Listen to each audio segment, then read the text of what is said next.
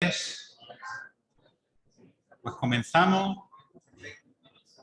Estamos pues ya al final del itinerario.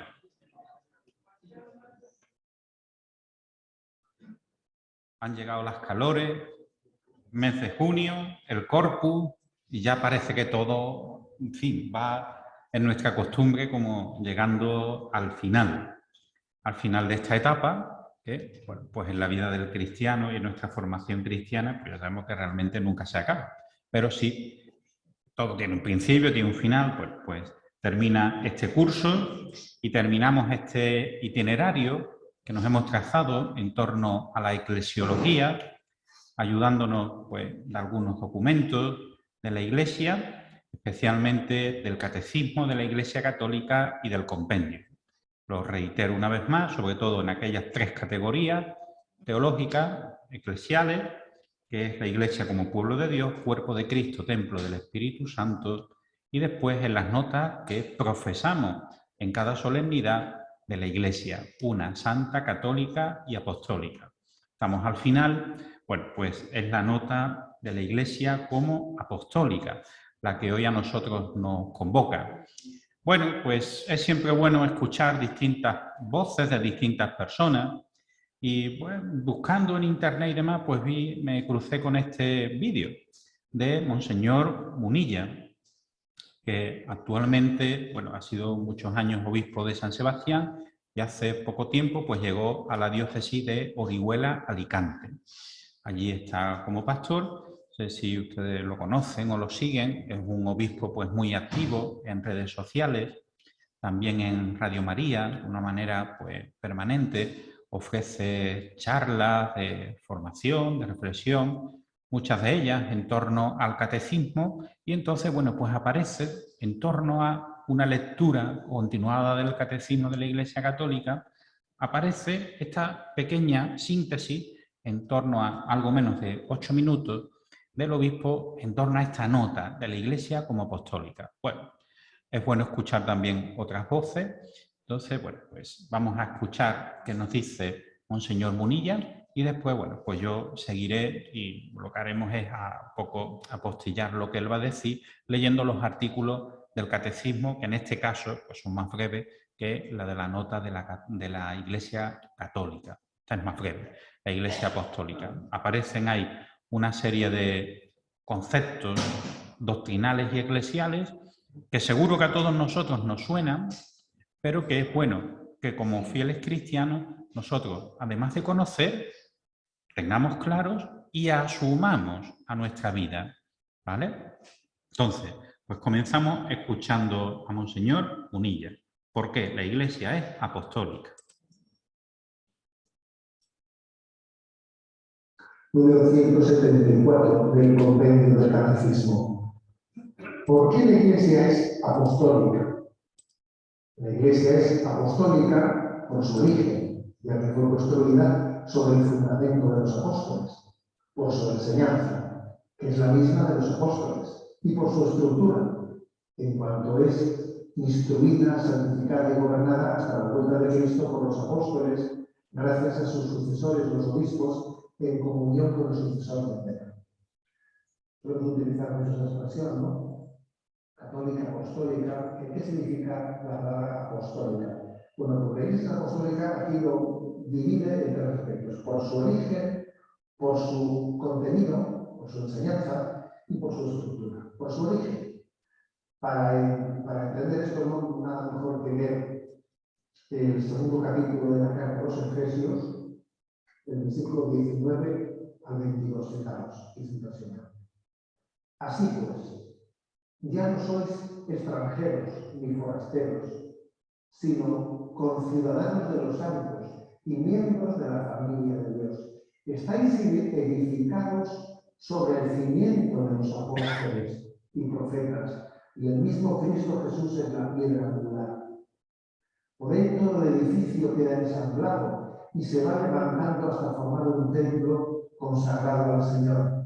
Por él también vosotros entráis con ellos en la construcción para ser morada de Dios por el Espíritu. Es decir, es un texto exaltado, expresa la Iglesia como un gran templo en el que los piedras vivas, pero dice que estamos edificados sobre el cimiento de los apóstoles, en ese edificio Cristo es al mismo tiempo la piedra angular. En este sentido, la Iglesia es apostólica. En su origen, tiene su origen a los apóstoles, a los que fueron testigos de la resurrección de Jesús. Es muy interesante ver el episodio en que se sustituye a Judas, para sustituir a Judas, que se hace mediante una oración, y se hace 36 suertes, finalmente se elige a Matías, pero los candidatos tenían que haber sido elegidos entre los que convivieron con Jesús y fueron testigos del resucitado. Entre ellos estaba Matías, ¿no? Bueno, pues, por eso la Iglesia, por eso tiene a los apóstoles en su origen, como cimiento, como fundamento. En segundo lugar, además de tener a los apóstoles, es apostólica porque tiene a los apóstoles en su origen, en su fundamento también, por la enseñanza, porque la Iglesia que enseña, lo que transmitieron los apóstoles, el depósito de la fe que transmitieron los apóstoles. De hecho es curioso, porque el credo que nosotros solemos proclamar, se llama credo de los apóstoles. Credo de los apóstoles, credo en Dios Padre. Bueno, ese es el credo de los apóstoles. Ellos nos han dado el depósito de la fe, la sana doctrina. Fijaros que en Hechos de los Apóstoles, cuando se narra cómo predicaban en el primer momento los apóstoles, dicen, perseveraban en la enseñanza de los apóstoles, en la comunión, en la fracción del pan, en las oraciones.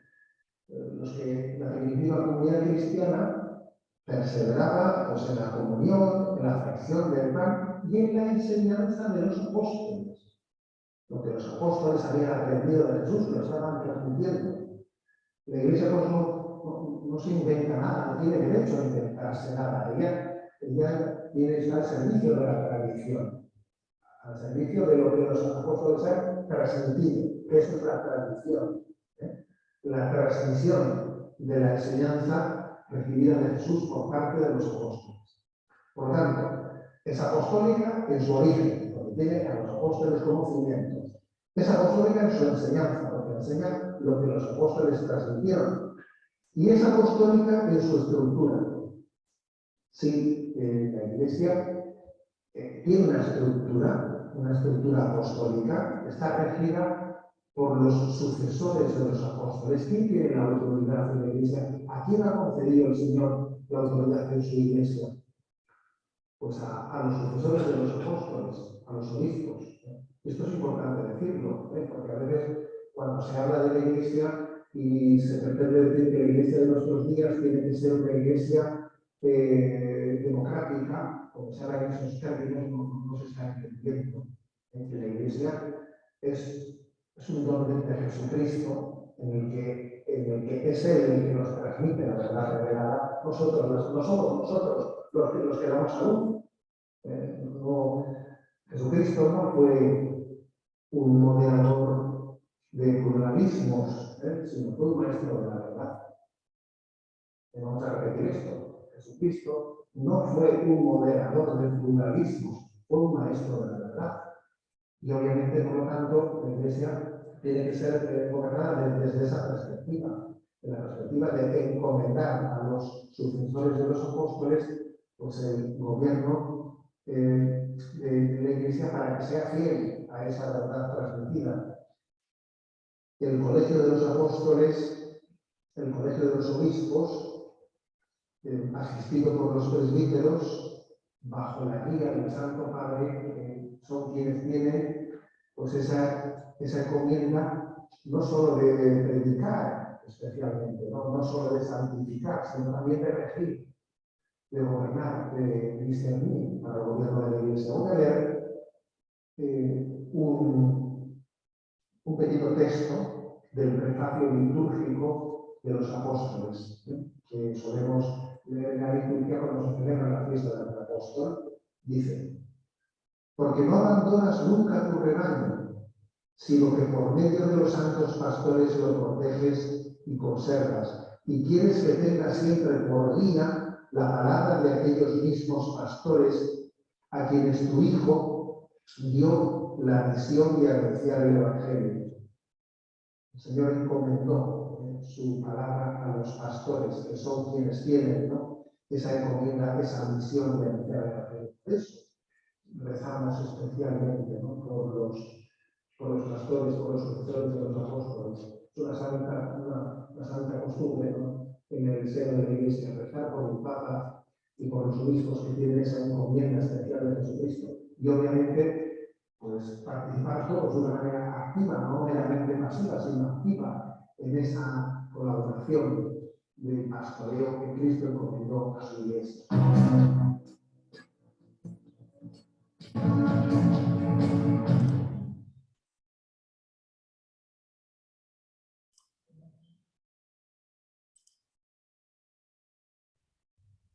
Sí.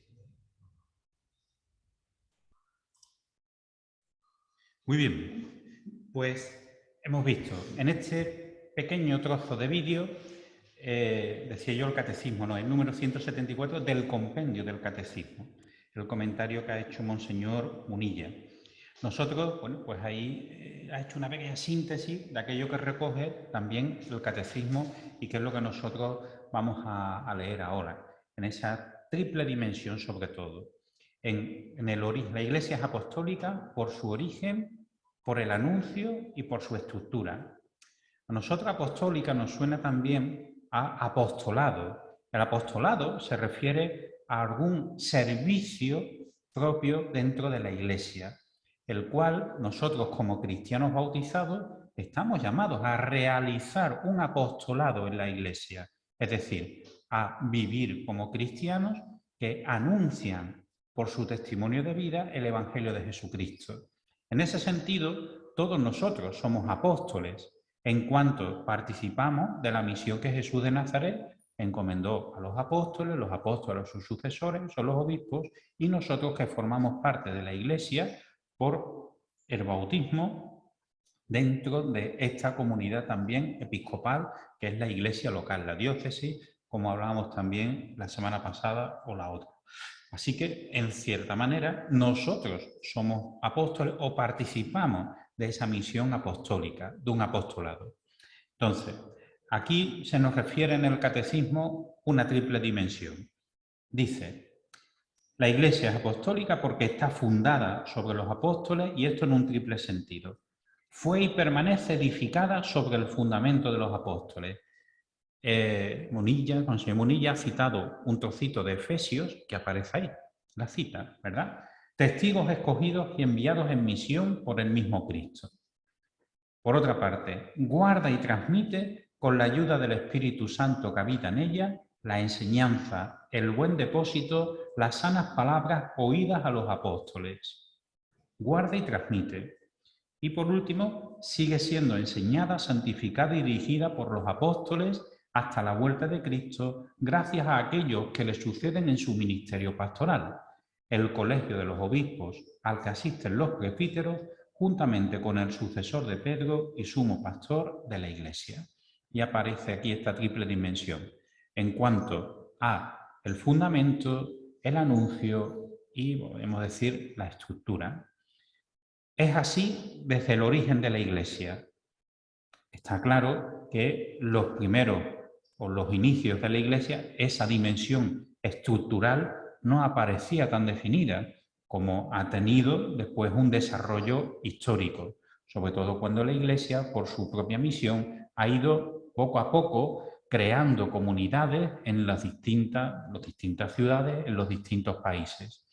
La Iglesia ha crecido muchísimo y sigue creciendo. Que por cierto, no sé si lo he comentado aquí, porque lo comento en muchos sitios, nosotros pensamos, ¿vale? Hay un cierto halo, cierto consciente de que la Iglesia poco a poco va a desaparecer.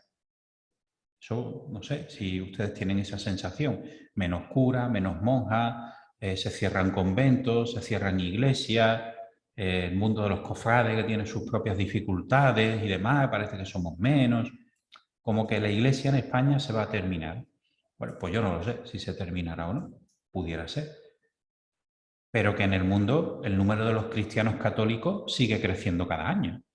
somos más de 1.300 millones. ¿Y ustedes son 1.300 millones que van a misa todos los domingos? Pues yo no sé, en España seguro que no. En otros países no lo sé. Que cada comunidad de cristianos en cada país tiene sus propios retos, sus propias dificultades y también sus virtualidades. Pues eso está ahí. No todo. No todo lo que nosotros vivimos en la Iglesia, en España, es negativo o está afectando negativamente a la Iglesia. También hay muchos signos para la esperanza. Ahora, no miramos para otro lado cuando sabemos pues, que tenemos una serie de retos y dificultades muy serias en nuestra vida de fe.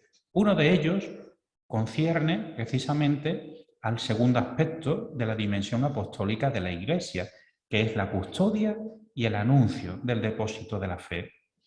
Porque esta misión primera nos dice que el Señor se la encomienda a los apóstoles. Estos apóstoles, por sucesión a los obispos, y por sucesión de los obispos nos llega a nosotros hoy, a Cádiz, por la palabra de nuestro obispo don Rafael, de la comunidad cristiana, presbíteros, diáconos y fieles, o los religiosos, que vivimos en esta porción del pueblo de Dios. Aquí, nosotros anunciamos en verdad esa palabra de Dios. Un gran reto que tenemos es la transmisión y el aprendizaje de esa verdad de fe, de ese depósito de la fe. ¿Qué creemos? ¿Sabemos lo que creemos? Y no basta, lo cual lo hace todavía más difícil, no basta con saber de una manera memorística o intelectual cuál es el depósito de la fe. Que yo me aprenda los mandamientos de memoria es muy bueno, pero no es el fin. El fin es que yo lo asimile a mi vida cristiana. Conociéndolo, yo cumpla esos mandamientos en mi vida. Y es este un gran reto que tenemos en nuestra Iglesia, no solo en Cádiz, que yo conozco menos o voy conociendo ahora, sino probablemente en nuestra Iglesia, al menos en Europa. Y es el hecho de que hay una ruptura en la transmisión de la fe de los padres hacia los hijos. Esto implica que podemos llegar a ser cristianos porque mayoritariamente estamos bautizados, pero no conocemos lo que creemos.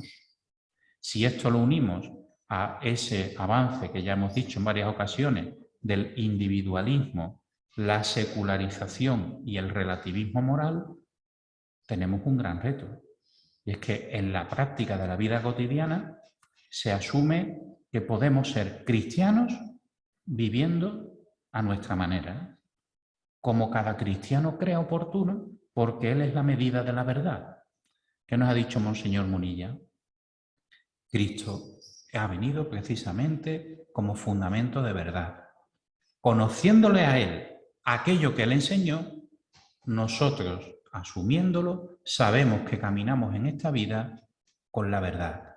Y hay una verdad, un depósito de verdad, que es el que la Iglesia, por vocación, transmite con fidelidad. Esa misión, en realidad, propiamente, no le corresponde a los fieles, corresponde a nuestros pastores, al Santo Padre y a los obispos, por sucesión apostólica, porque esa es la misión que recibieron del Señor y de los apóstoles.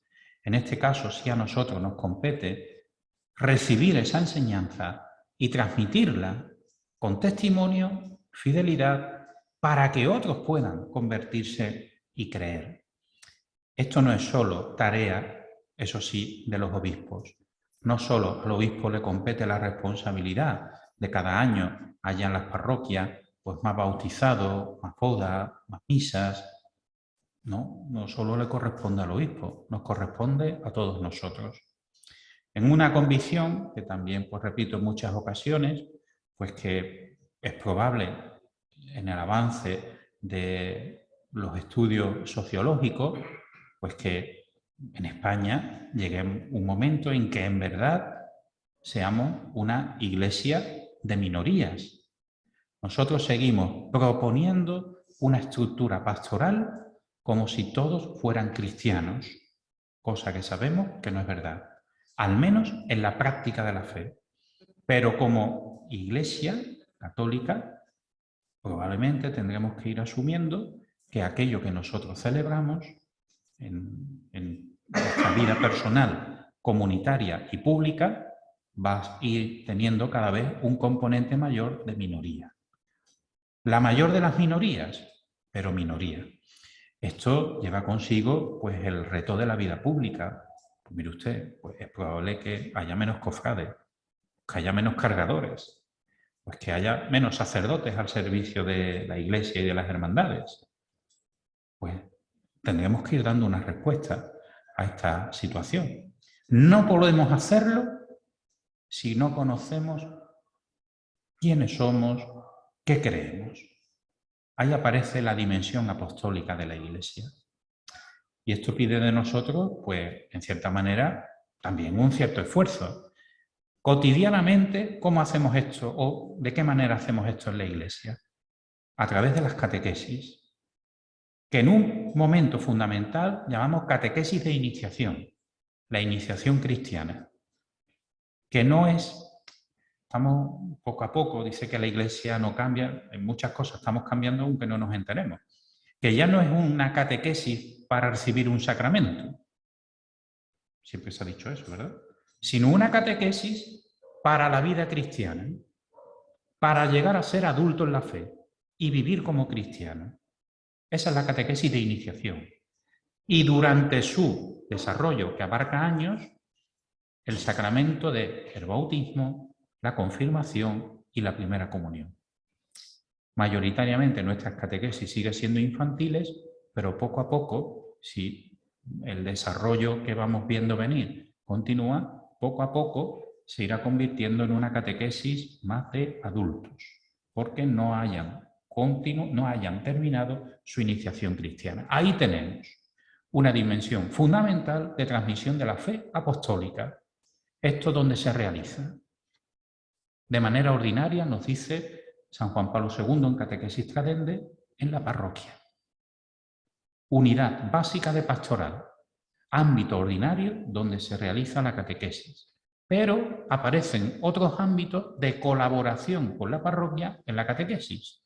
Y esto ya depende pues, también del plan pastoral de cada diócesis y por lo tanto de cada obispo, que es la escuela católica, parroquia en comunión o en relación con la escuela católica y las hermandades, religiosidad popular. ¿Una hermandad es un ámbito ordinario donde ofrecer la catequesis de primera comunión o de confirmación? No, ni tiene derecho. Sin embargo, sí puede ser un medio de ayuda. ¿A quién? A la diócesis a través de la parroquia. No sé si hay algún caso, si ustedes conocen aquí en Cádiz. Yo donde estoy, pues hay algunos casos, ¿vale? Cuando esa relación es cercana y es buena, pues algunos hermanos, que son hermanos de la hermandad, bautizados, que han hecho su hermano, pero no se han confirmado, pueden encontrar a través de la hermandad un ámbito, pero que les tiene que vincular a la parroquia, porque es el ámbito ordinario. Esta catequesis de iniciación es fundamental. No podemos renunciar a ella. Y esto pues se ofrece a través de las distintas parroquias. Otra dimensión aparece ya como formación permanente. Una vez que yo estoy iniciado, de una manera básica, a través de distintos ámbitos de vida cristiana, como puede ser la hermandad o la parroquia, otros grupos de vida cristiana, se me ofrecen una serie de encuentros, charlas, formación, conferencias. Podemos hacerlo de muchas maneras, que me ayudan a fundamentar o seguir fundamentando estas creencias que son básicas. Esto se vive de una manera muy, creo, mínimo en nuestra iglesia, al menos en la que yo conozco y en la que yo me muevo. Desconozco Cádiz, pero muy pocas parroquias, muy pocas hermandades ofrecen este tipo de formación como formación permanente de adultos. Que si no hemos hecho esa catequesis básica, se vuelve más sobresaliente y más importante. ¿Cómo puedo decir que creo si no sé lo que creo? No se pide un nivel de teólogo, no se pide un nivel intelectual de conceptos que yo sea capaz de recitar las vías de Santo Tomás, sino el hecho de que yo sea capaz de predicar, hablar la verdad, las verdades de nuestra fe a quien no cree. No a modo de refutación. Se trata aquí de convertirnos en peleas así, de estilo televisivo. No, no. Con el testimonio de nuestra vida ofrecemos aquello que creemos. Los primeros años los apóstoles no tenían nada escrito. La primera predicación de la Iglesia es oral. No tenemos ninguna constancia que Jesús de Nazaret dejara ningún documento escrito. Ellos fueron testigos, nos ha dicho el Catecismo y Monseñor Munilla, testigos de la vida de Jesús de Nazaret, de su misión y sobre todo de su pasión, muerte y resurrección. Ese fue el fundamento, el contenido fundamental de su predicación. A partir de ahí, con el desarrollo de la misión de la Iglesia, por inspiración divina, se compilan los escritos, los distintos evangelios, las cartas apostólicas, las cartas de San Pablo, y se va conformando con los años eso que ha dicho también Monseñor Munilla, que es el credo, aquello que creemos, y que de una manera cotidiana nosotros nos aprendemos de memoria y recitamos en cada misa. Ha dicho ahí, yo no sé, cuando estoy en las catequesis de niños, popularmente se conoce como el credo chico y el credo grande. ¿Cuál credo vamos a hacer hoy en la misa? ¿El chico o el grande?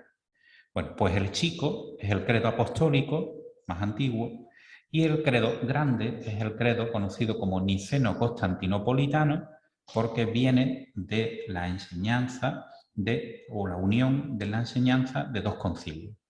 El concilio de Nicea y el concilio de Constantinopla, en el siglo IV. Los primeros concilios fueron sobre todo de carácter cristológico, en el sentido que fueron conformando esa enseñanza de quién era Jesús de Nazaret, ¿vale? Pues a lo largo de la historia pues aparecen otros contenidos.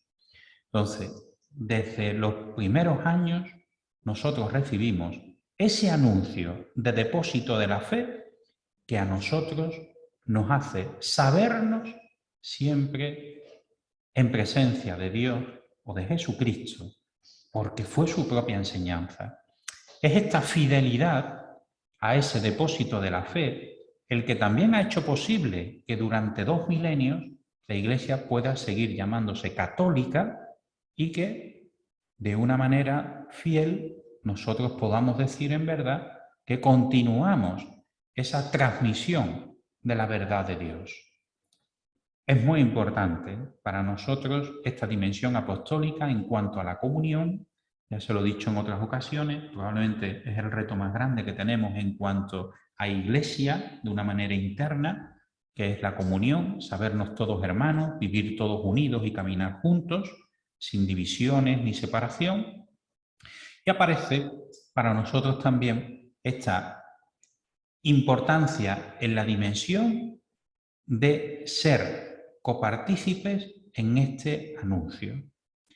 La dimensión apostólica, en su constitución, aparece sobre todo, nos lo han dicho, el Señor escoja a los 12 a sus sucesores, los obispos. Nos llega al día de hoy. Todo lo que llamamos sucesión apostólica. Y nosotros participamos de la misión de la Iglesia en cuanto bautizados porque hemos sido partícipes de esta Iglesia apostólica. Hay una dimensión que bueno, pues suele aparecer controvertida. Monseñor Munilla ha hecho referencia a ella de una manera un poco rápida, y es el tema de esa tercera dimensión. La Iglesia ciertamente tiene una dimensión institucional, visible, una estructura pastoral. Lo ha sido cada vez mayor, pues cuanto mayor ha sido la expansión de la Iglesia. Tiene ciertamente una constitución jerárquica, precisamente por su fundamento apostólico. Entonces, ¿quiénes conforman la jerarquía de la Iglesia?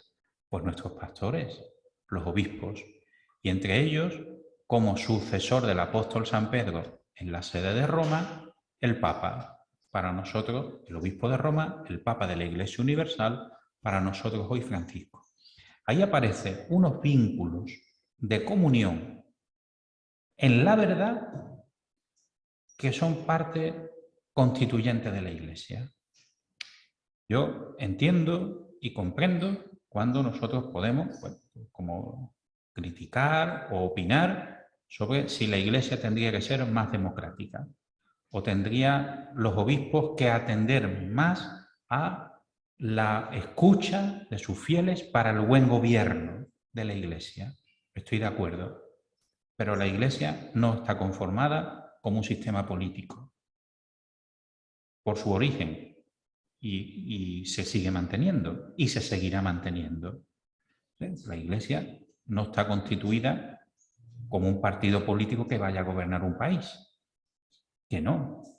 Otra cosa es que nosotros, por sistema político, nos hemos trazado que el mejor es el democrático, pluralidad de partidos. Todo el mundo tiene derecho a presentarse a las elecciones, a servir a su pueblo. Genial. La Iglesia Católica no tiene ese fin. En realidad tiene un fin superior, porque está destinada a todo el mundo, no a una región, ni a un país, ni a un continente, a todo el mundo. La Iglesia, por su identidad, institución, es jerárquica. Tiene que modificarse en alguna medida esa manera de ejercer el ámbito del gobierno. Pues probablemente sí. Esto ya lo pidió San Juan Pablo II hace muchos años. Un documento muy famoso, el Papa, ya estaba mayor, pidió a la curia, pidió a todos los obispos que le ayudaran a renovar, modificar esa dimensión de gobierno de la Iglesia Universal. Nosotros hemos conocido hace poco tiempo que el Papa Francisco, después de muchos años de reflexión, pues ha publicado un documento para la renovación institucional de la Iglesia. De una manera singular, la Santa Sede, en la multiplicidad de dicasterios, pontificios consejos, bueno, que allí pues está, y que nosotros de una u otra forma pues formamos parte de ellos, porque somos Iglesia Católica. Bueno, pues están ahí, se está haciendo ese esfuerzo. Creemos siempre que guiados por el Espíritu Santo. Ahora bien, bueno, pues cuando ya hay una crítica que no es crítica, que se propone la Iglesia, bueno, pues tiene que dejar de ser jerárquica, los obispos tienen que dejar de ser obispos en su misión de gobierno, aquí quien ha de mandar es el pueblo. Pues mire usted, que eso no es constitución, que no es Iglesia, que la Iglesia Católica no es así. ¿Llegará a ser así? Bueno, si viene del Espíritu Santo, pero yo creo que ese no es el camino de la renovación de la Iglesia. Ahora estamos con el tema del sínodo, ¿verdad? Han salido muchas propuestas de muchos tipos, sinodales y demás. El Papa nos pedía escuchar a todos. Pues creo, se ha escuchado a todo quien ha querido participar. Se han propuesto, pues, infinidad de, bueno, pues de reflexiones, comentarios. Pues algunos de ellos imagino que se podrán atender y otros pues probablemente no se podrán atender. ¿Por qué? Pues porque no forman parte de la Iglesia en su institución y en su vocación. Entonces yo no entro en ningún tema polémico, pero bueno, lo creo desde la sinceridad. ¿Puedo estar equivocado? Bueno, pues yo pediré perdón si algún día me equivoco. Pero nuestro camino como Iglesia, Iglesia Apostólica, como miembros de la Iglesia, es sobre todo anunciar el Evangelio de Jesucristo. Llamar a todos a la conversión, a la profesión de fe, a la comunión, a la celebración de la fe, aquello que tenemos recogido en los Hechos de los Apóstoles, los sumarios, y que es lo primero que empezaron a hacer estos apóstoles. Nosotros, Iglesia, estamos llamados a esta vida. Necesitamos del Espíritu Santo. Esta dimensión apostólica de la Iglesia tiene su fundamento en la Iglesia de la Trinidad y viniendo el Espíritu Santo en Pentecostés es quien guía la nave de la Iglesia. Lo hemos celebrado hace muy poquitos días. Bueno, pues en esa dimensión nosotros, por una parte, debemos de, ciertamente en responsabilidad, pues preocuparnos por los asuntos de cada día, en aquello que afecta a nuestra Iglesia, a nuestros grupos de vida cristiana como nuestras hermandades, pero también confiamos en el Espíritu Santo. En cada época de la Iglesia, Dios ha suscitado un carisma, una persona que ha sido capaz de dinamizar la renovación de la Iglesia, que ha necesitado para ese momento. Hoy también lo pedimos. Con todas las dificultades y problemáticas que tenemos en una cultura globalizada, ¿vale? A nosotros, dentro del ámbito de la dimensión apostólica, ya lo hemos dicho, aparece la misión de los apóstoles, sus distintas dimensiones, aparece, que nos tiene que quedar claro, los obispos como sucesores de los apóstoles. Ay, esto me ha recordado otra cosa. Dentro de esa dimensión democrática de la Iglesia. Ha aparecido, en esta diócesis creo que no, pero en alguna otra diócesis ha aparecido que ¿quién nombra a los obispos?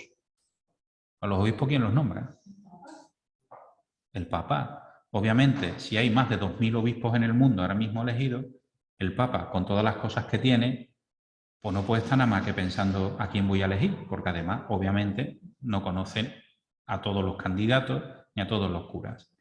Se ayuda del Colegio de los Cardenales y de la Congregación para los Obispos, con la ayuda del nuncio en cada país y de la Conferencia Episcopal. Porque alguna iniciativa es que cada comunidad elija a su obispo. Ustedes van a elegir obispo de Cádiz. Pero ustedes solo no, ¿no? Habrá más cristianos en Cádiz. Yo creo que no nos pondríamos de acuerdo nunca, ¿verdad? Probablemente no. Nosotros confiamos que es acción del Espíritu Santo esta sucesión apostólica.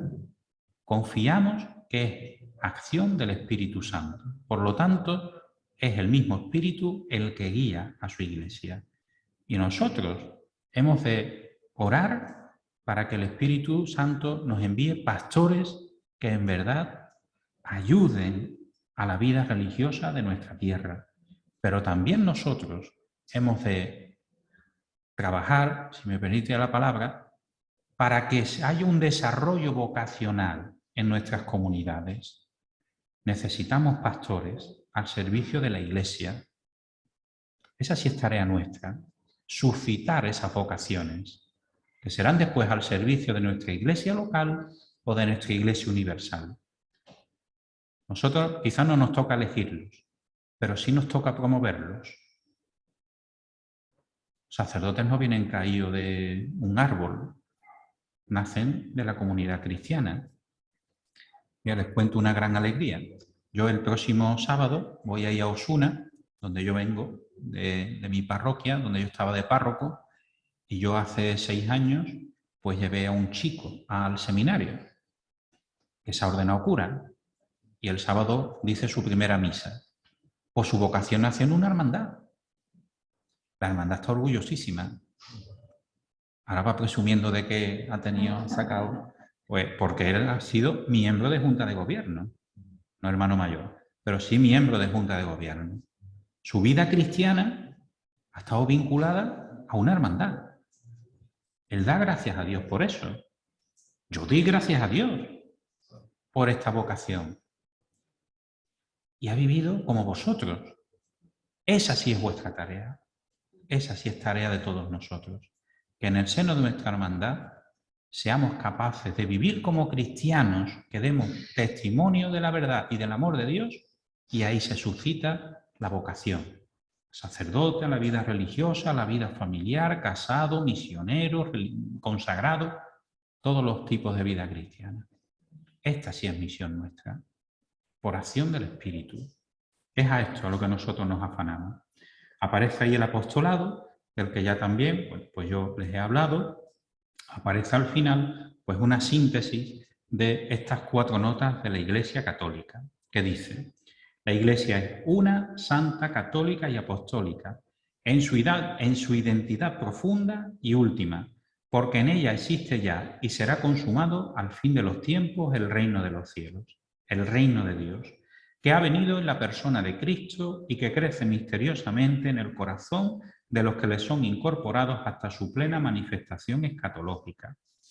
Entonces, todos los hombres rescatados por él, hechos en él santos e inmaculados en presencia de Dios en el amor, serán reunidos como el único pueblo de Dios, la esposa del Cordero, la ciudad santa que baja del cielo de junto a Dios y tiene la gloria de Dios. Y la muralla de la ciudad se asienta sobre 12 piedras que llevan los nombres de los 12 apóstoles del Cordero. Todas estas citas del libro del Apocalipsis pues tienen un género literario que a nosotros quizás no, seguro, nos cuesta un poco de entender.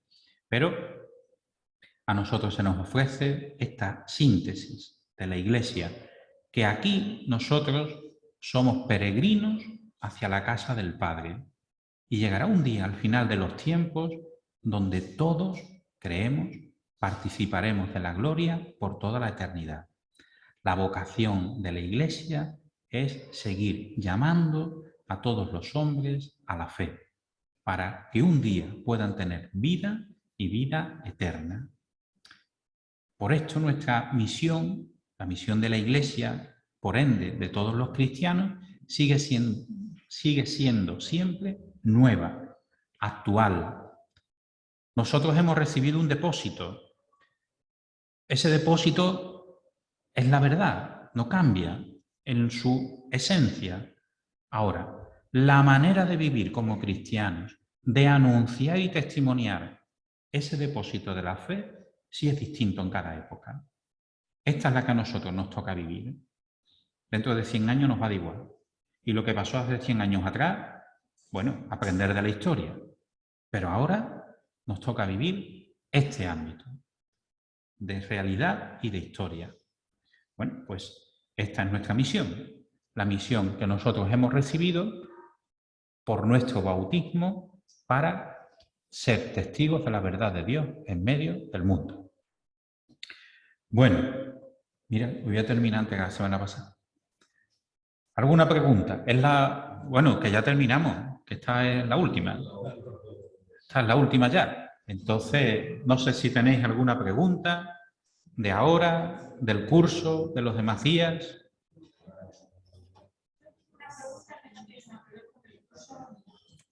A ver. Yo he escuchado, no sé si por mentiré o si una frase es mentira, que parece ser que el Papa Francisco quiere dejar pues de ser Papa y revisarse pues prácticamente como Benedicto XVI. Yo no sé si eso es un bulo, si es verdad, si por qué, si es verdad, el por qué. Si usted me puede... Pues... Eso por un lado. Y por otro lado, como ha sido Pentecostés hace poco, yo sé que los misterios no tienen explicación, pero ¿habrá alguna forma de que me pueda usted explicar, conmigo, quien quiera escucharme, lo de la Santísima Trinidad, que a mí me cuesta muchísimo trabajo?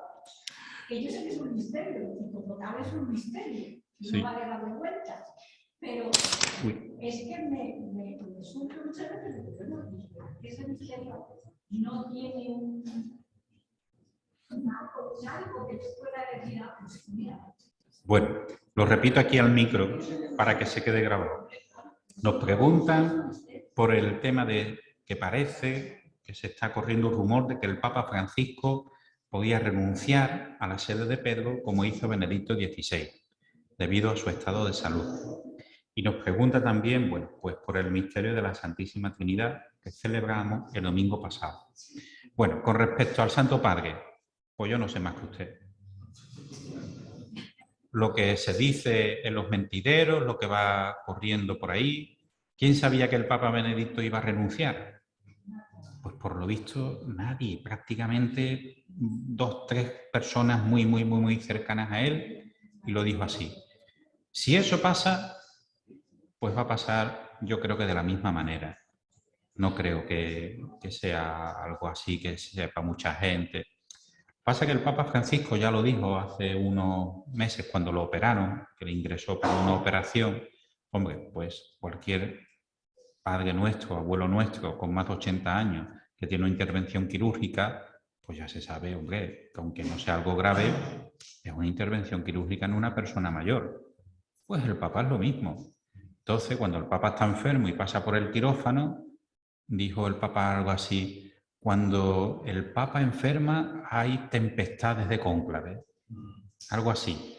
Empieza el rum rum, uy, que se nos muere el Papa, fumata, a ver a quién elegimos. Espérate que no se ha muerto.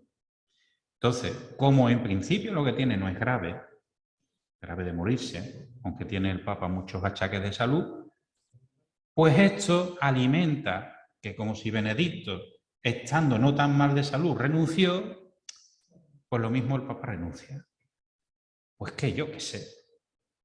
Pues él, pues asistido por el Espíritu Santo, estoy convencido que decidirá lo que es mejor para la Iglesia. Eso es lo que yo estoy convencido. Por lo demás, pues no lo sé. Yo, si me preguntan mi opinión, yo creo que no va a renunciar. Que no va a renunciar. Ahora, pues miren, va a pasar como los últimos años, probablemente, creo, del pontificado de San Juan Pablo II, que cada vez tenía muchas más limitaciones físicas y todo estaba condicionado.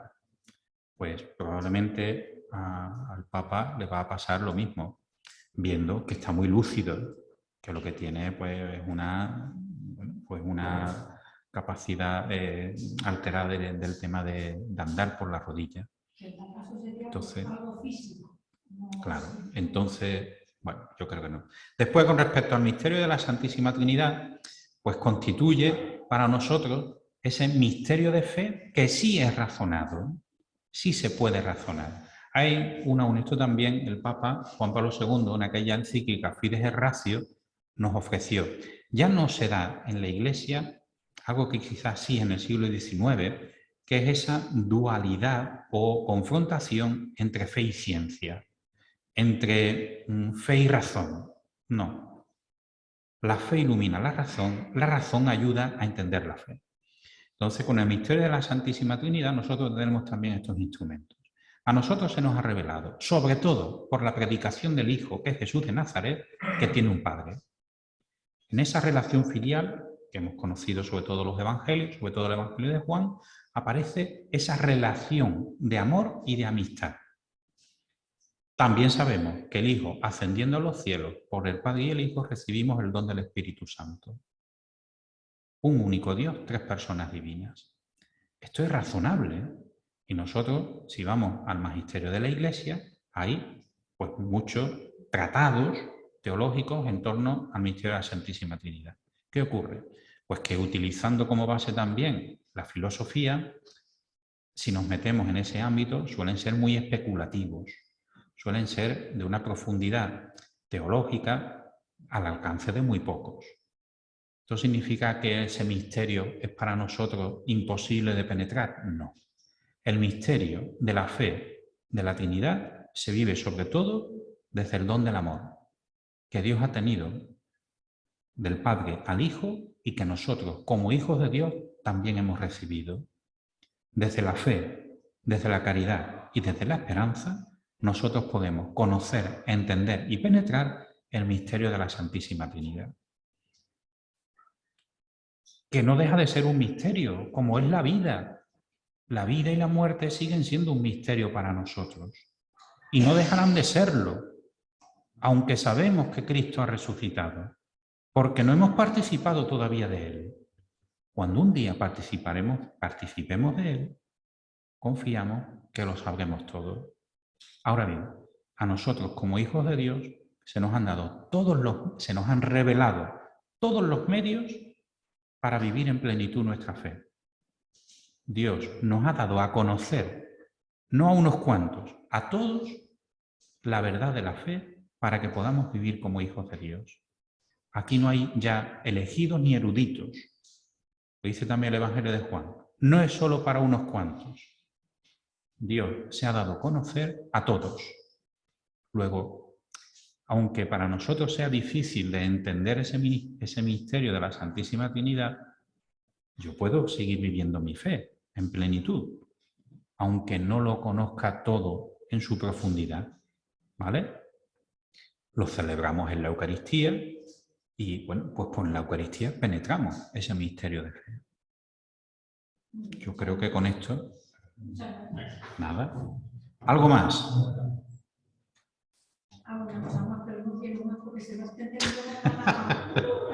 Las 9:10. Bueno, muchísimas gracias por su atención. Les deseo feliz Corpus.